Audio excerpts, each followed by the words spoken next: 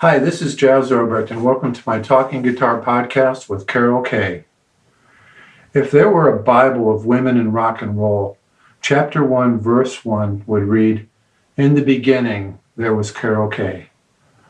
Originally a bebop guitarist, Carol crossed over into rock and roll in 1958 when Elvis, Chuck Berry, Ricky Nelson, and the Everly Brothers topped the charts. But unlike those who found fame and fortune as headliners, Carol chose to work her magic behind the scenes as a studio musician. During the 1960s, Carol was a charter member of a small group of Los Angeles-based studio musicians known as the Wrecking Crew. At various times, their members included first call guitarist Tommy Tedesco, Barney Kessel, Glen Campbell, and Al Casey, drummers Hal Blaine and Earl Palmer, saxophonist Steve Douglas, and electric bassist Joe Osborn and Max Bennett. Working alongside these session legends, Carol played guitar or bass on top 10 hits by the Beach Boys, Ray Charles, Joe Cocker, Sam Cooke, the Four Tops, Ike Tina Turner, Jan and Dean, the Monkees, Paul Revere and the Raiders, the Righteous Brothers, Simon and Garfunkel, Sonny and Cher, Barbra Streisand, the Supremes, the Temptations, Stevie Wonder, Frank Zappa, and so many others. As the Beach Boys' Brian Wilson said, Carol played on Good Vibrations and California Girls, and she was like the star of the show. I mean, she was the greatest bass player in the world, and she was way ahead of her time. Carol eventually began emphasizing movie and TV dates. Her film credits include Airport, Butch Cassidy and the Sundance Kid, Guess Who's Coming to Dinner, In the Heat of the Night, The Pawnbroker, and Walk Don't Run, to name just a few.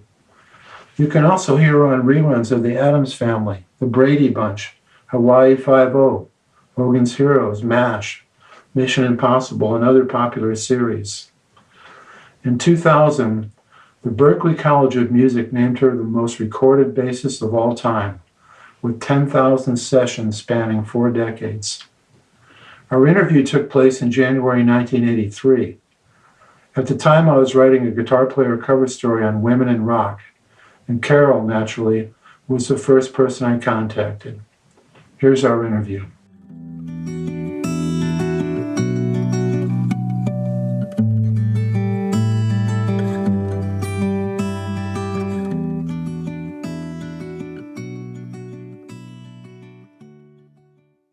Do you know of any women who were playing rock guitar or bass before you started playing sessions? No, I knew, wait a minute, let me turn this down a little bit. I knew of rock groups, like using women singers and all that, but see, now I'm talking about when I was playing a lot of guitar, which was in the late 50s, 56, 57, 58, I was playing a lot of bebop. And I was aware of rock, but I never, to my knowledge, I was the only guitarist, around in that area and around in the records and all that stuff too. What town were you in? Los Angeles, south part of Los Angeles. I lived there and I worked in all the nightclubs. Most of the time, I was the only white person there, let alone being the only woman. And so, there wasn't any discrimination as far as I felt. There were times when I felt like I wasn't playing up to par, and and I realized that I went home and practiced on the certain areas that I needed work on. All of a sudden, I was very much in demand in jam sessions, jazz work. Like I played in Jack Sheldon's band in back of Lenny Bruce. George Shearing asked me to go on the road with him, but I was about 8 months pregnant at the time, so I just couldn't handle that. But it was a real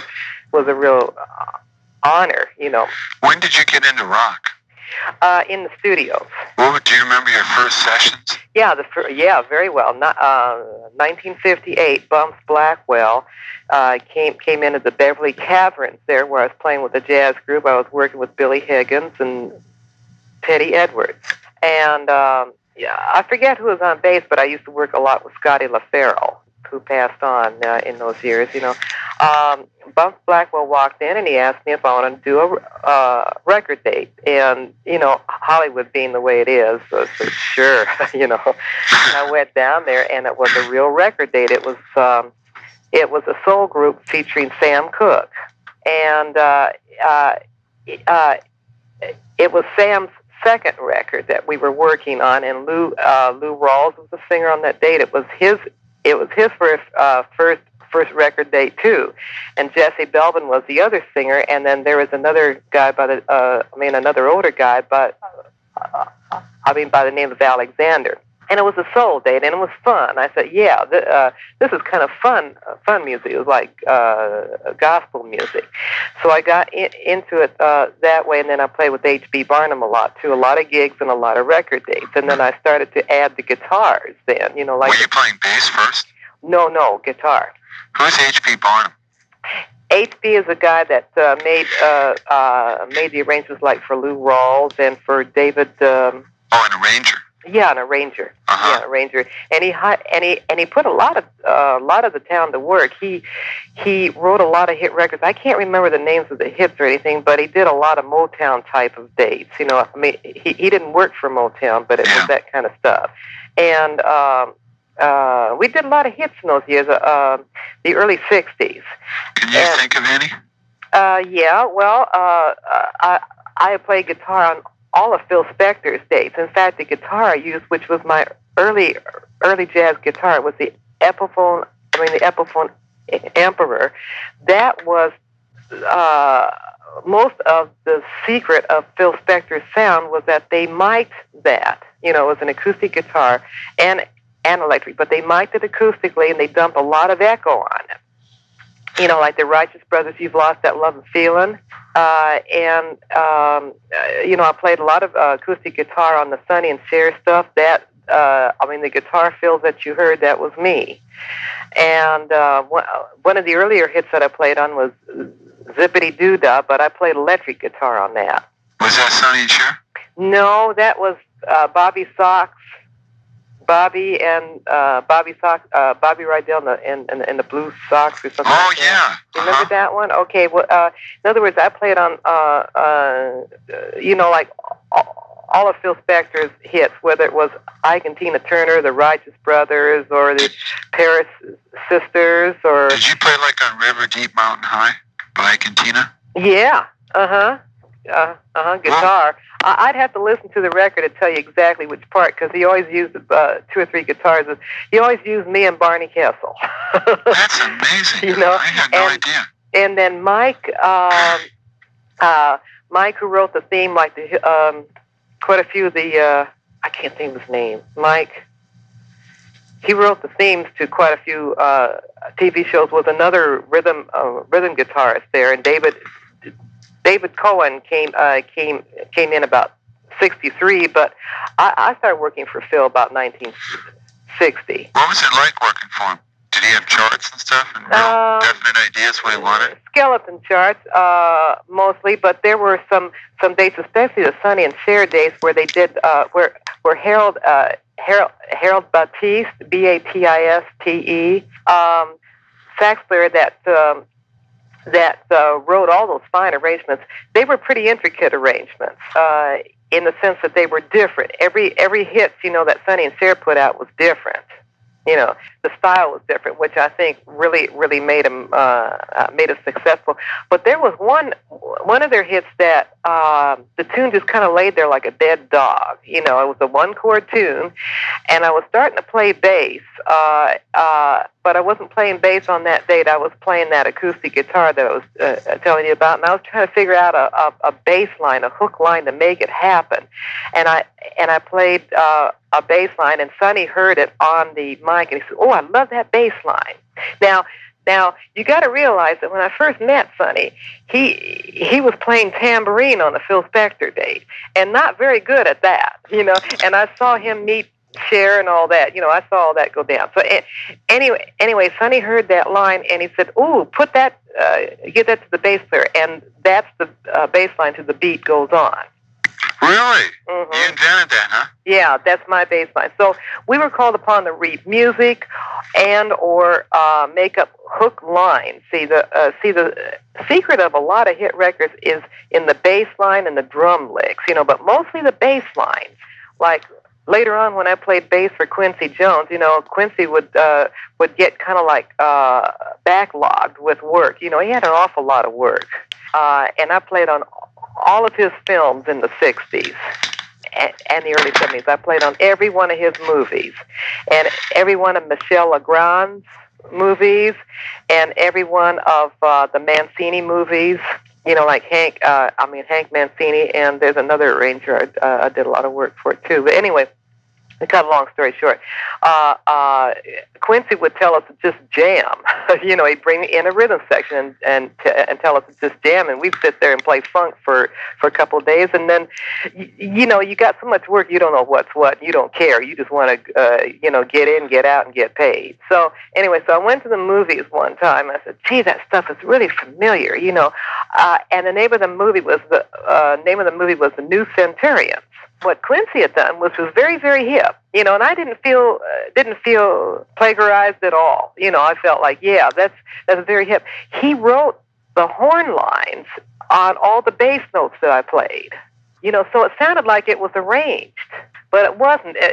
It was like he took those bass fills and bass licks that I played, because I play a lot of conga type lines, like offbeat Latin kind of lines for funk, and he took it and arranged it on top of the bass line, so it sounded arranged, and some of the guitar hooks too. Like he'd take a little bit of that. So I'm just saying that just to tell you how important those hook lines are to arrangers. And when I played on Wichita Lineman, they took one of my bass licks and milked that for a string part.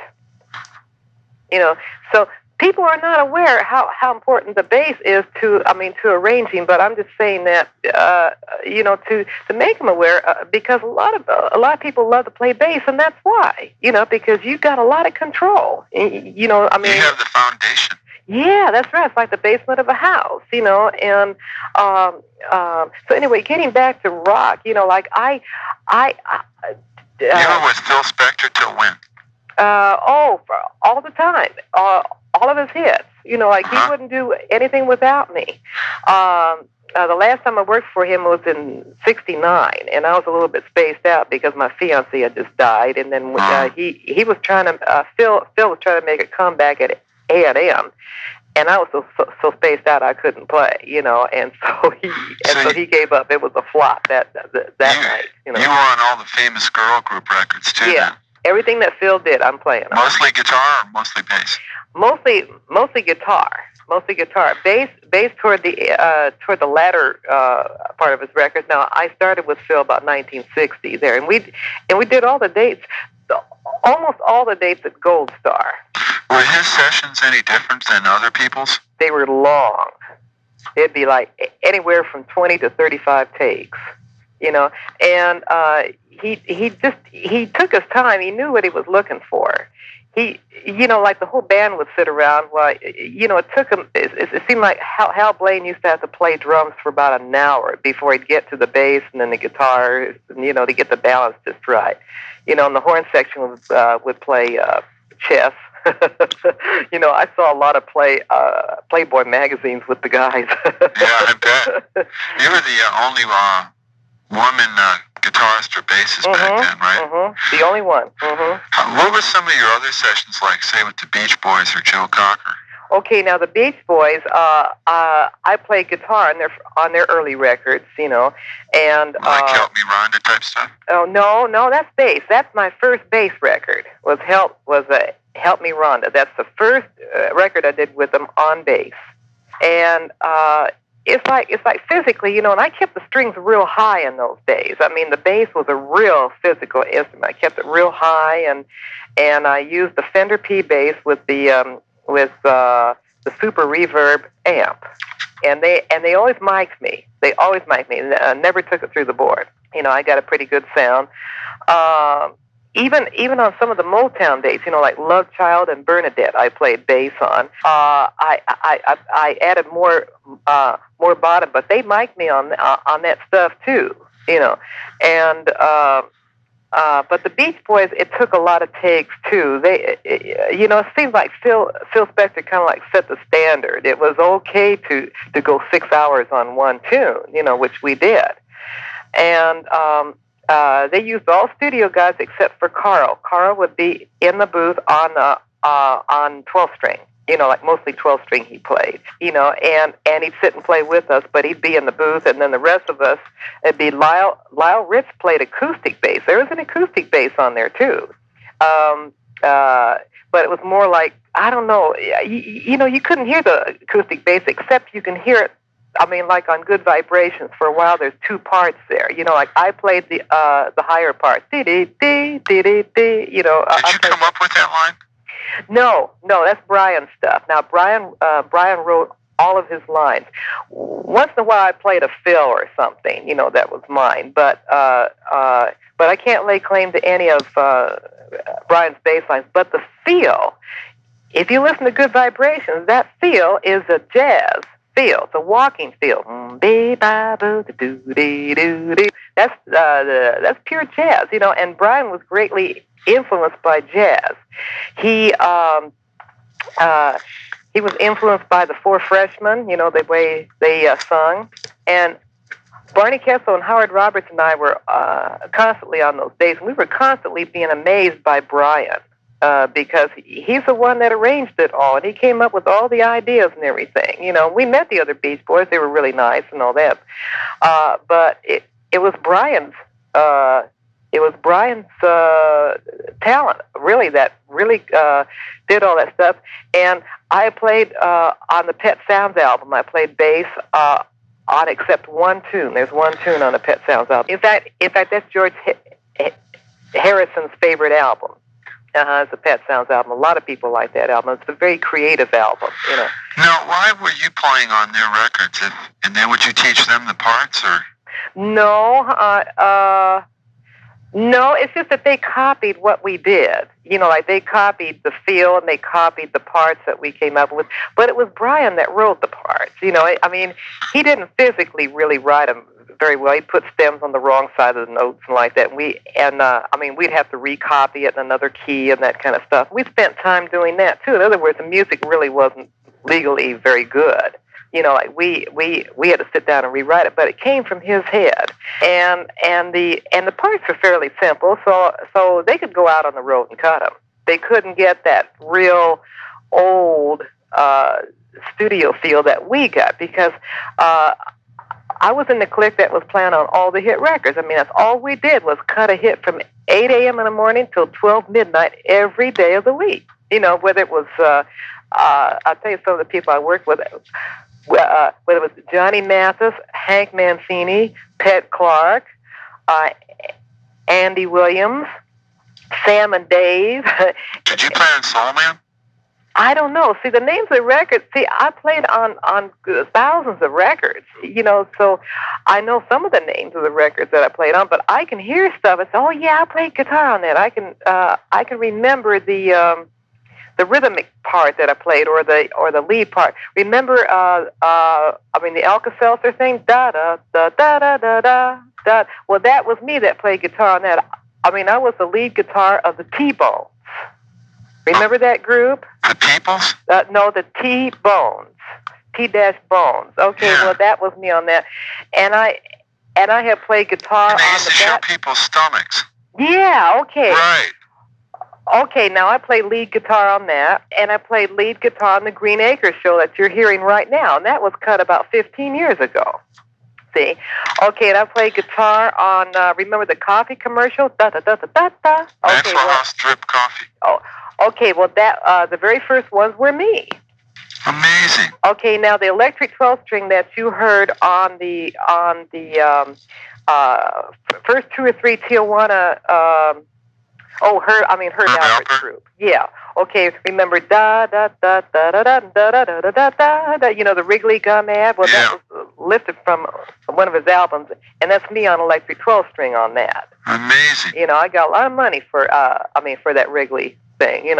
And I'm just trying to give you a brief picture because it's really, it's really a huge thing to describe on the phone of all the mountains of work that you do. What were the hardest rock sessions you tackled?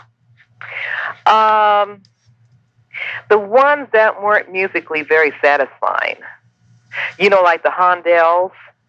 Because it was so dumb, and you'd be playing that dumb stuff for hours.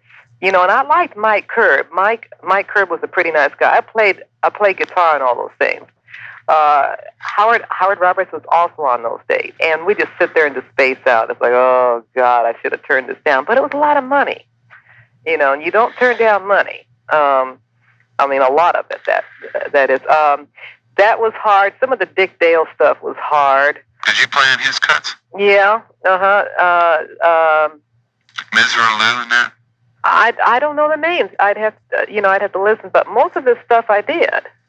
And but let's see, some of the harder stuff.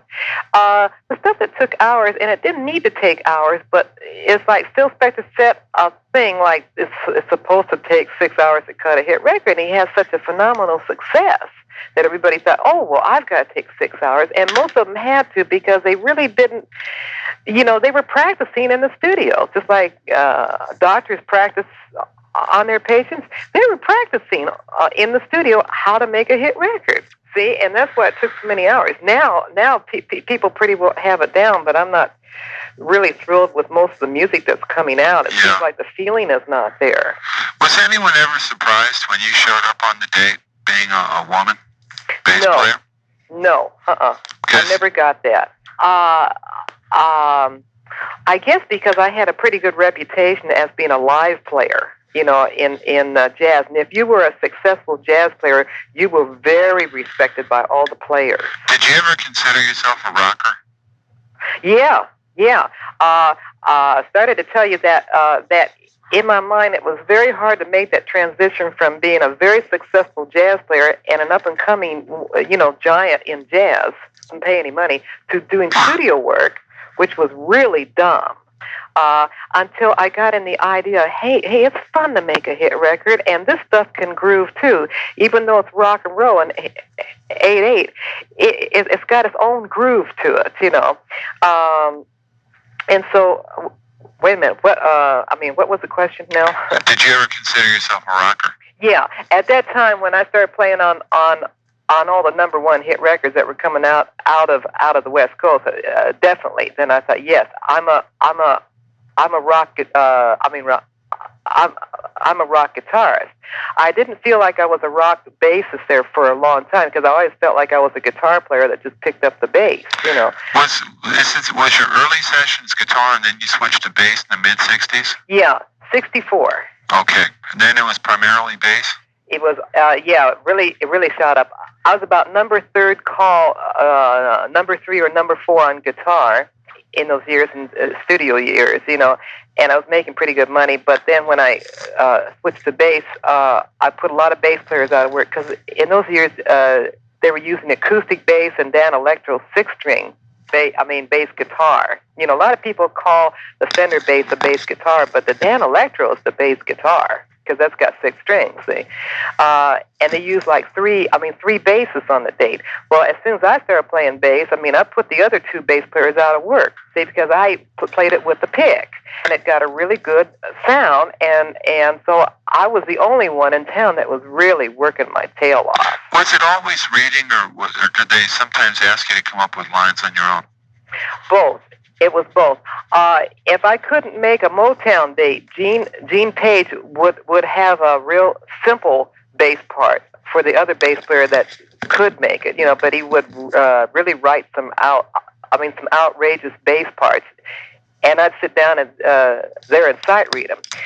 Quincy Jones occasionally would write some really great bass parts too, like the Ironsides and like that. And I'm also one that played the theme of the Mission Impossible, Lalo Schifrin. So you had to be able to read all kinds of music, depending upon if it was films or records.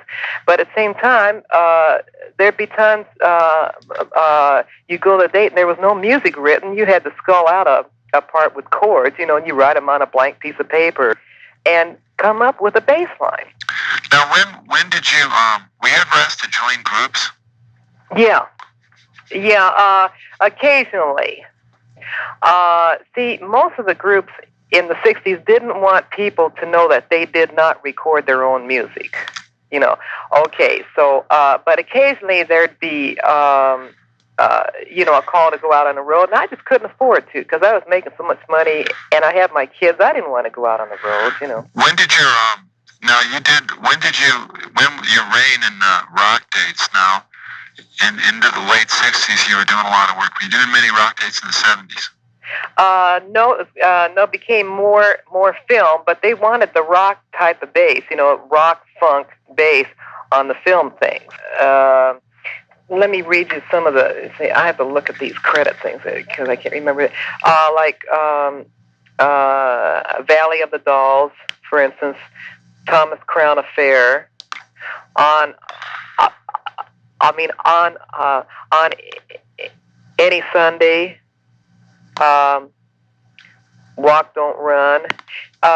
A lot of movies from Universal, which were, real murder movies. They want a lot of. Remember, In the Heat of the Night? Oh, sure. Okay, well, I'm the fuzz bass player on that. Oh, really? Yeah. Did you have to keep up with all the effects and stuff? Yes. I'm the first and only one, I think, that used effects in the movies, like the theme of Airport. I used that Gibson box that had all the things, like the octave doubler and the steam. It sounded like steam. And what's the name of that little Gibson box? Right? I don't know. Oh, the Maestro box. Yeah, and I'm the first one that used the fuzz tone on the bass too in the movies and all. And so yes, I did have to use the effects, but not like they're doing now. Like I never used the flanger or anything like that. So by the 70s, you were pretty much moving away from rock and into film? Yeah, well, in the film, they still wanted that rock, the rock thing, but it was kind of like pseudo rock. It wasn't the real rock that we did on the Phil Spector dates and the trying to think of some of the other names. Gary Puckett, like for instance, I played on Gary Puckett stuff, and Harry Nilsson. Joe Cocker and Stevie Wonder? Yeah, well, I was made a lover with Stevie. There's a few of them that I did with Stevie. A lot of that stuff was cut on the West Coast, and people don't know that. Were you in any of his better known tunes? I was made to love her. Oh yeah. By Stevie Wonder, and then the Joe Cocker was Feeling All Right. That's a good cut.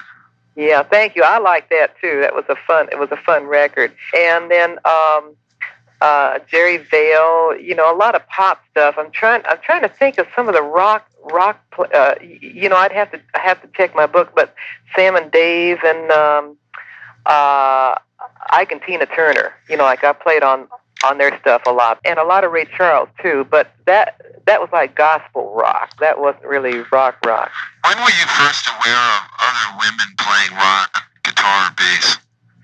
Well, not really until about the 70s, and then I started seeing women starting to play in rock groups live, and and I've been out of the studios now. I do occasional studio work, but I've been out in the public because when you're in the studios, that's the only life you know, and it's like being locked up in jail or something. You don't interact with the general public, so you don't know what's going on out there. You're in there cutting all the hit records, and they're listening to you and everything, but you don't grow any other way but in your music. See, now coming out, I realize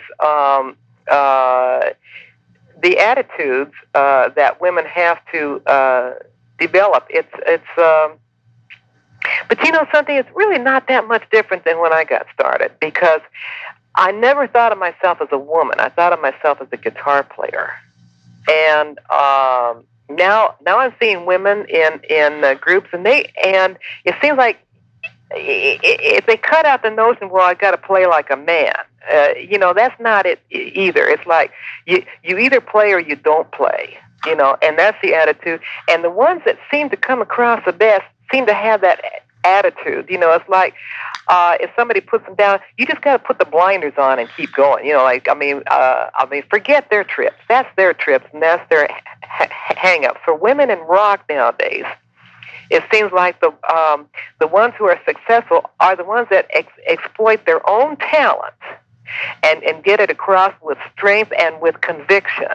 See, but the ones who are trying to put the men down or they're trying to be cute with the boobs and that kind of stuff, pretty soon they die out.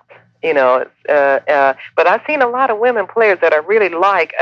In fact, the women that were in the group Heart, I like those. I like those women. They weren't really, really technically fantastic players, but I like what they did on stage. And I've seen women, the new women's groups coming up too. I like the way that they put themselves across without being real cute and coy. They're taking care of business without saying, "Hey, look at me, I got the curves too." Were any of your books oriented for rock basses? Yeah, a lot of it was. The first two books, how to play the electric bass, and Electric Bass Lines #1.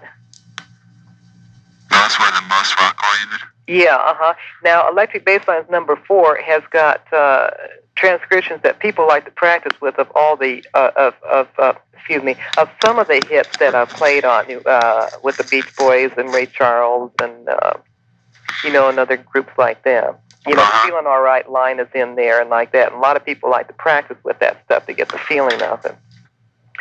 And I've written 11 books, and I've also got a video course too, a 6.5-hour video course. And can you give a plug for the company, by the way? Here's what I want to do. I'd like to give a summary of what you've done since when you switched over to movie work. I'd like to sort of have a few paragraphs bringing it up to today. So plug anything you want. Just give me a little brief rundown, maybe. Okay. Well, in 1969, I started Gwen Publishing. That's spelled GWYN. I started it on my kitchen table because everybody was bugging me, like, how do you do this and how do you do that? So I wrote my first book, and no one wanted to publish it because they said it was too hard, it wouldn't ever sell, and it just has sold like hundreds of thousands, Anyway, it's been out there a long time. It's done really well. And I named the publishing company after my last baby. I've got a couple girls and a boy, and the last child was Gwen. And I named it after her. Because I kind of think that she's a miracle baby. I wasn't supposed to have her, and I had her. So I named it after her. And then in those years, I kind of like stopped doing studio work at the very peak. I just couldn't stand the coldness of it. It was pretty cold, pretty cutthroat, and I just couldn't stand it. And I knew it was cold, but I just couldn't take it anymore. I wanted to live kind of a better life, but I kept coming back to it, and every time I kept coming back, I did more and more film work. And the last couple major record dates that I did on was Memories by Barbra Streisand. Yeah. And then I heard that by Quincy Jones, and I hadn't played on any hit records since then. Really, about 1976.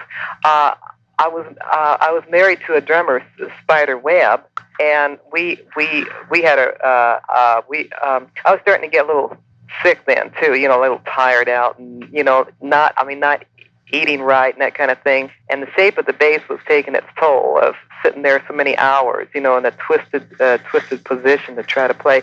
But anyway, Spider and I had one of the first disco records out, which some of the licks, by the way, were copied. I don't know if it was a physical copy or what, but some of the licks were copied by groups like Taste of Honey. And I like those gals. I like,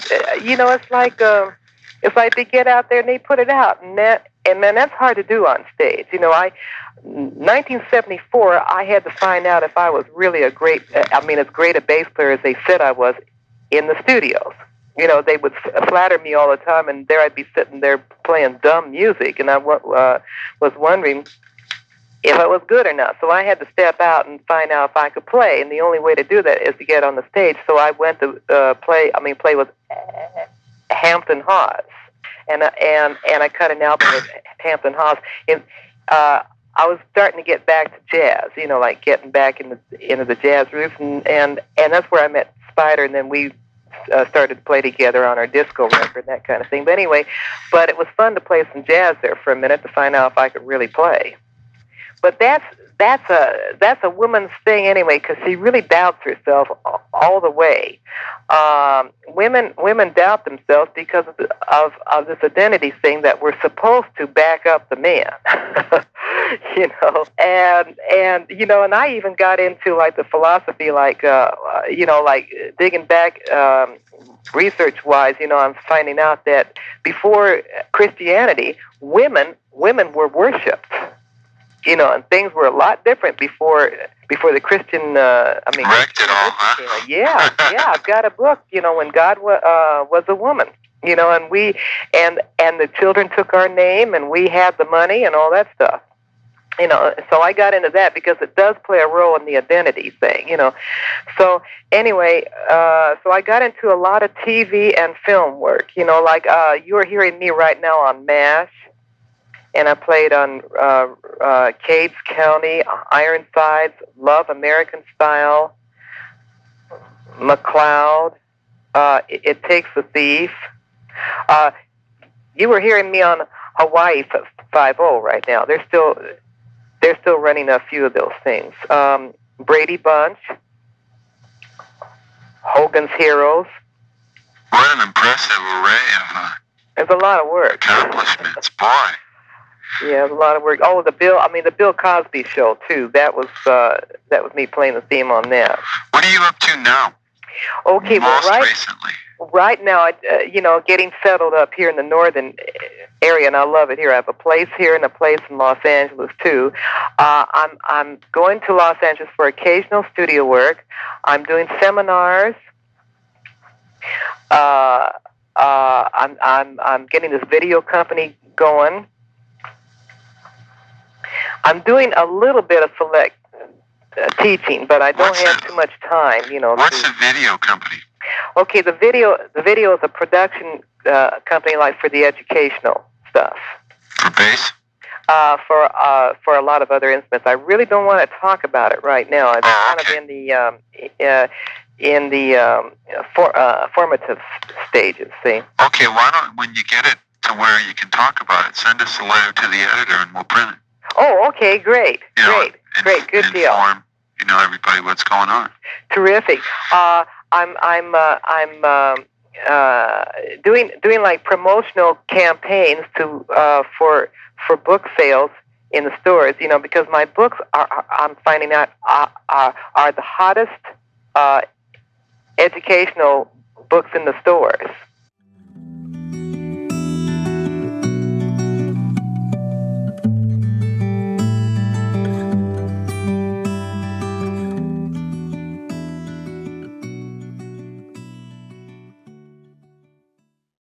In addition to her extensive studio work, Carol has also written and produced some of the best received instructional books and videos for electric bass players. For more on Carol, I highly recommend checking out the 2008 documentary called The Wrecking Crew.